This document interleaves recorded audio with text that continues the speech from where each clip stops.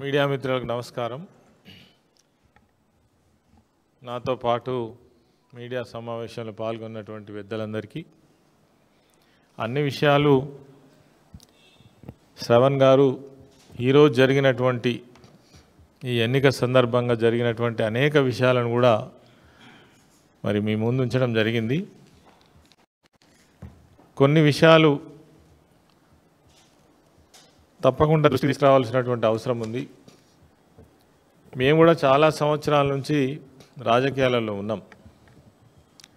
అనేక ప్రభుత్వాలను, ముఖ్యమంత్రులను, అనేక ఎన్నికలను, తర్వాత బై ఎలక్షన్స్ కూడా చూసినటువంటి వాళ్ళం. కానీ ఇంత దారుణంగా ఒక భయానక వాతావరణంలో ఈ బై ఎలక్షన్ను నిర్వహించడం అనేటువంటిది తెలంగాణ రాష్ట్రంలో మొట్టమొదటిసారిగా చూసినటువంటి పరిస్థితి అయితే కనబడతా ఉంది. ఈరోజు జరిగినటువంటి జూబ్లీహిల్స్ ఎలక్షన్స్ ఏదైతే ఉన్నాయో ప్రజాస్వామ్యాన్ని పూర్తి స్థాయిలో కూని చేసే విధంగా, నిజంగా కూడా ప్రజలు ఏం కోరుకుంటారంటే స్వేచ్ఛగా మేము ఓటేసేటువంటి అధికారం మాకు ఉండాలని కోరుకుంటారు. కానీ ఈ ప్రభుత్వంలో ముఖ్యమంత్రి రేవంత్ రెడ్డి గారి నేతృత్వంలో జరిగినటువంటి బై ఎలక్షన్ ఏదైతే ఉన్నదో దానికి పూర్తి స్థాయిలో విరుద్ధంగా జరిగినటువంటి ఎన్నికని మనం చెప్పవచ్చు. ఇందాకనే శ్రవణ్ గారు చెప్పినట్టు దేశంలో అనేక ప్రాంతాలలో ఈ ఎన్నికల సందర్భంలో మరి ప్రజలను భయానక వాతావరణంలో ఉంచి ఎన్నికలు నిర్వహించి ఓట్లను వేయకుండా ప్రజలను దూరం ఉంచి ఓట్లు వేసుకున్నటువంటి సంస్కృతి కొన్ని రాష్ట్రాలలో, ఉమ్మడి ఆంధ్రప్రదేశ్లో, రాయలసీమ ప్రాంతంలో, ఆంధ్ర ప్రాంతంలో ఉండే. కానీ తెలంగాణ ప్రాంతంలో స్వేచ్ఛగా ఓట్లు వేసుకునేటువంటి, ఎవరి ఓటు వారు వేసుకునేటువంటి ఆ సంస్కృతి, ఆ ప్రజాస్వామ్యం ఉన్నటువంటి పరిస్థితి నుండి ఇవాళ రేవంత్ రెడ్డి ముఖ్యమంత్రిగా ఆయన అధికారంలోకి వచ్చిన నాడే అనేక అబద్ధాలతో ప్రజలను మభ్యపెట్టి ఈరోజు అధికారంలోకి వచ్చినటువంటి విషయాన్ని మరొక్కసారి నిరూపించుకున్నారు ఈ బై ఎలక్షన్ సందర్భంగా. ఒక్క మాటలో చెప్పాలంటే మేమేమడిగినాం బీఆర్ఎస్ పార్టీగా, ఈ ప్రభుత్వము, ఈ ముఖ్యమంత్రి తర్వాత వ్యవహరిస్తున్నటువంటి ఈ 22 నెలల సమయంలో పోలీసు వాళ్ళకు పూర్తి స్థాయిలో అనుకూలంగా మారి మరి బీఆర్ఎస్ పార్టీ నాయకత్వాన్ని ఇబ్బంది పెడుతున్నటువంటి తరుణంలో వచ్చినటువంటి ఈ బై ఎలక్షన్లలో చాలా ఇబ్బందులు పెట్టే అవకాశం ఉంది. కాబట్టి ఎలక్షన్ కమిషన్గా మీరు కొన్ని చర్యలు తీసుకోనని నిన్న కూడా మేము హరీష్ రావు గారి నేతృత్వంలో చాలామంది నాయకులం వెళ్ళి కొన్ని విషయాలు చెప్పడం జరిగింది. ఏవైతే సమస్యాత్మకంగా ఉన్నటువంటి బూత్స్ కావచ్చు, ప్రాంతాలను కావచ్చు, మేము గుర్తించినాము, అక్కడ మీరు ప్రొటెక్షన్ ఇవ్వండి. తర్వాత బోకసోట్లు పడకుండా చూడడం కోసం కొన్ని మార్గాలు ఉన్నాయి. ఎందుకంటే ఇదంతా కూడా ముస్లిం ప్రాంతం కాబట్టి బోకసోట్లు వేసేటువంటి సంస్కృతి ప్రాంతంలో ఉన్నది కాబట్టి దాన్ని అవాయిడ్ చేయడం కోసం మీరు కొన్ని చర్యలు తీసుకోమని చెప్పడం జరిగింది. దానికి ఎక్కడ కూడా చర్యలు తీసుకున్నట్టుగా మనకైతే కనబడలేదు. మేమేమడిగినాం, మీరు ఓటుకు వేయడానికి వెళ్ళే ముందే మరి కొంతమంది పోలీసు మహిళా అధికారులను పెట్టి వాళ్ళని ఐడెంటిఫై చేసి వాళ్ళని పంపించమడిగినాం. ఎందుకు అనంటే మీకు సోషల్ మీడియాలో అనేక మీడియా సంస్థల్లో వేలాది సంఖ్యలో మరి ఫేక్ ఐడి కార్డ్స్ వచ్చినట్టుగా నిన్ననే మనం చూసినాం. అవన్నీ కూడా ఎలక్షన్ కమిషన్కు రిప్రజెంటేషన్ చేసి రిపోర్ట్ చేయడం జరిగింది. అయినా కానీ ఈరోజు ఎక్కడ మాత్రం అటువంటి చర్యలు తీసుకున్నట్టుగా కనబడలేదు. పూర్తి స్థాయిలో పోలీసు యంత్రాంగం అంతా కూడా కాంగ్రెస్ పార్టీకి, ప్రభుత్వానికి, వాళ్ళ నాయకత్వానికి అనుగుణంగా మరి నిలబడి ఒకవైపు దొంగ ఓట్లు వేస్తుంటే మరి వాళ్ళకి సపోర్ట్ చేసినట్టుగానే కనబడ్డది. పైకి మాత్రమే కొంతమంది ఏదో అక్కడ కాపలుగా నిలబడ్డారు తప్ప ఎక్కడైతే వాళ్ళు గుమ్ముగూడి వాళ్ళను పంపించి ఫేక్ ఓటింగ్ చేయించేటువంటి ప్రయత్నం జరిగిందో దాన్ని నిరోధించేది మాత్రం ఇక్కడ కనబడలేదు. తర్వాత ఏవైతే అపార్ట్మెంట్స్ ఉన్నాయో అపార్ట్మెంట్లలో ఒక భయానక వాతావరణాన్ని సృష్టించి అపార్ట్మెంట్లలో ఉన్నటువంటి వాళ్ళను ఓట్లకు రానివ్వకుండా చూసి వాళ్ళ ఓట్లన్నీ కూడా వీళ్ళే వేయడం అనేటువంటిది ఒక ప్రణాళికబద్ధంగా చేసినటువంటి పరిస్థితి కూడా ఇలా మనం చూస్తున్నాం. దానికి తోడు బీఆర్ఎస్ పార్టీని ఒంటరిగా ఎదుర్కొనేటువంటి సత్తా లేక ఈరోజు బీజేపీ కేంద్రంలో ఉన్నటువంటి ప్రభుత్వం అదేవిధంగా కాంగ్రెస్ పార్టీకి సంబంధించినటువంటి నాయకులు కలిసికట్టుగా వాళ్ళు మాట్లాడినటువంటి అనేక స్ట్రీట్ మీటింగ్లలో మనం చూసినాం. ఒకరినొకరు సపోర్ట్ చేసుకున్నట్టుగా మాట్లాడినటువంటి మాటలే ఇలా ఎన్నికల సందర్భంలో కూడా కలిసికట్టుగా పనిచేసినట్టుగా కనబడతా ఉంది. కాబట్టి బీజేపీకైనా కాంగ్రెస్కైనా టార్గెట్ బీఆర్ఎస్ పార్టీ అనేటువంటిది ఇలా తేట తెల్లమైంది. వాళ్ళు కలిసికట్టుగా పనిచేసినటువంటి తీరు కూడా మనకు అర్థమైంది.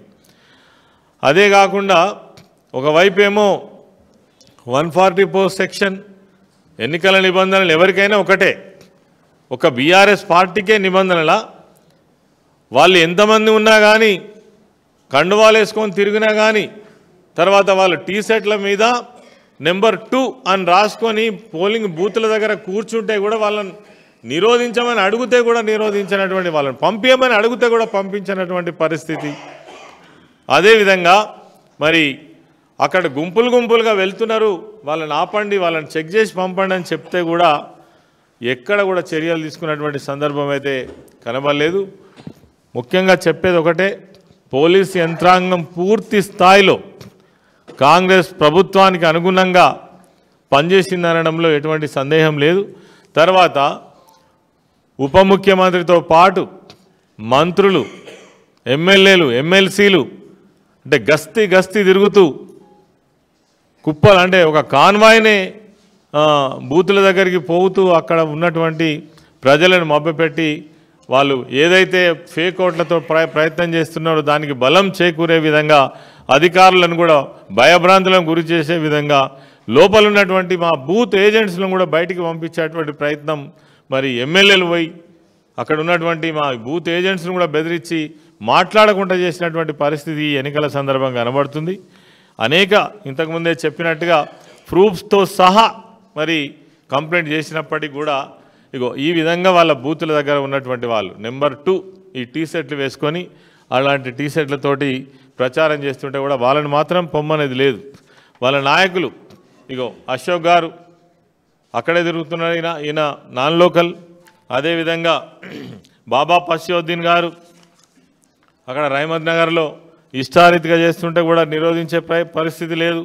అదేవిధంగా మరి బీర్ల ఐలయ్య గారు విప్గా పనిచేస్తున్నాడు, ఆయన స్వయంగా పోయి ఓటర్ స్లిప్లా రాసే దగ్గర కూర్చున్నాడు. ఇంతకంటే ప్రూఫ్స్ ఏం కావాలి? ఒక ప్రభుత్వంలో విప్గా పనిచేస్తున్నటువంటి వ్యక్తి అదేవిధంగా ఇగో బైక్ మీద ర్యాలీలు తీసుడు వాళ్ళు. తర్వాత ఎమ్మెల్యే కౌసర్ మైనుద్దీన్ బూత్లోకి వెళ్ళి మా ఏజెంట్లను బయటికి పంపించినటువంటి పరిస్థితి. అదేవిధంగా ఫేక్ ఓటర్స్కి ఐడి కార్డ్స్ కూడా కుప్పలుగా ఎన్నంటే అన్నీ వాళ్ళు సృష్టించుకొని మరి ఒక పద్ధతి ప్రకారమే ఫేక్ ఓటింగ్ ఎట్లా చేయాలనో నిర్ణయించుకొనే మరి ప్రిపేర్ కావడం జరిగింది. దానికి పోలీసు యంత్రాంగం ఏదైతే ఉందో పూర్తి స్థాయిలో సహకరించడంతో పాటు ఎన్నికల సంఘం ఏదైతే ఉందో మరి కళ్ళు మూసుకొని చేతులు కట్టుకొని వాళ్ళు ఏది చేస్తే దానికి సహకరించినట్టుగానే మనకు కనబడ్డది. ఇవన్నీ కూడా చాలా ప్రూఫ్స్ ఇవన్నీ. మరి వాళ్ళు శంకర్ నాయక్ గారు వాళ్ళ ఎమ్మెల్సీ గారు అదేవిధంగా కాన్వే ఎవరైతే ఉప ముఖ్యమంత్రి బట్టి విక్రమార్క గారు అంటే అధికారికంగానే ఆయన కాన్వాయ్ తోటి మొత్తం ఈ కాన్స్టిట్యున్సీలో ఈరోజంతా తిరిగినటువంటి పరిస్థితి అయితే కనబడతా ఉంది. ఏదేమైనప్పటికీ కూడా ఈ ఎన్నికలు మరి ప్రజాస్వామ్యానికి విరుద్ధంగా